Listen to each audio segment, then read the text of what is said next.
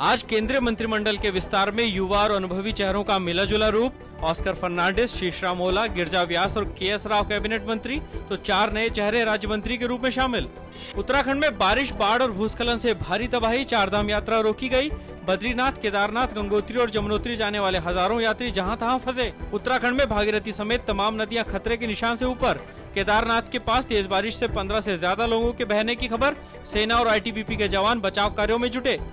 उत्तराखंड में भारी बारिश और भूस्खलन को देखते हुए वार्षिक कैलाश मानसरोवर यात्रा स्थगित कर दी गई। आईटीबीपी के एक अधिकारी ने बताया कि भूस्खलन और भारी वर्षा को देखते हुए उत्तराखंड के बुद्दी में फिलहाल यात्रा को रोका गया। हिमाचल प्रदेश के आदिवासी जिले किन्नौर में भी भारी बारिश से हुई तबाही। 8 लोगों के भूस्खलन में मरने की आशंका। विभिन्न जगहों पर करीब 1000 पर्यटक और स्थानीय लोग फंसे। भारी बारिश की वजह से राहत और बचाव के कार्य में भी आ रही है बाधा। जेडीयू ने कहा एनडीए छोड़ने का फैसला जल्दबाजी में नहीं। भाजपा के सीपी ठाकुर ने कड़ी बातों का किया विरोध। कहा सुलह सफाई की गुंजाइश रखें। कांग्रेस की बिहार की घटनाओं पर है नजर। प्रधानमंत्री डॉक्टर मनमोहन सिंह ने आज असम से राज्यसभा के सदस्य के रूप में ली शपथ। वे लगातार 5वीं बार असम से राज्यसभा के लिए चुने गए। समर्थन के लिए असम के लोगों के प्रति जताया आभार। 3 साल में सबसे निचले स्तर पर मुद्रास्फीति के बावजूद रिजर्व बैंक ने ब्याज दरों में नहीं किया कोई परिवर्तन। रुपए की गिरती कीमत चौकसी का प्रमुख कारण। उद्योग और बैंक हुए निराश। बाजार बढ़त के साथ हुए बंद। सेंसेक्स 148 अंक बढ़कर 19,326 पर हुआ बंद।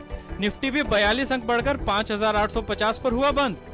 समूह 8 के देशों का 2 दिवसीय सम्मेलन आज से आयरलैंड में शुरू। इसमें कर प्रणाली को सुधारने के अलावा सीरिया, पश्चिम एशिया, उत्तरी अफ्रीका और अफगानिस्तान की ताजा स्थिति जैसे अन्य मामलों पर चर्चा की जाएगी।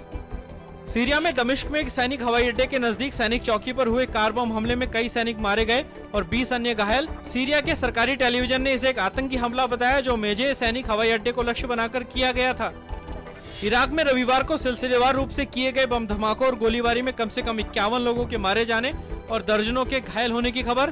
कार में रखकर किए गए ये धमाके विशेष रूप से शिया बहुल इलाकों में किए गए।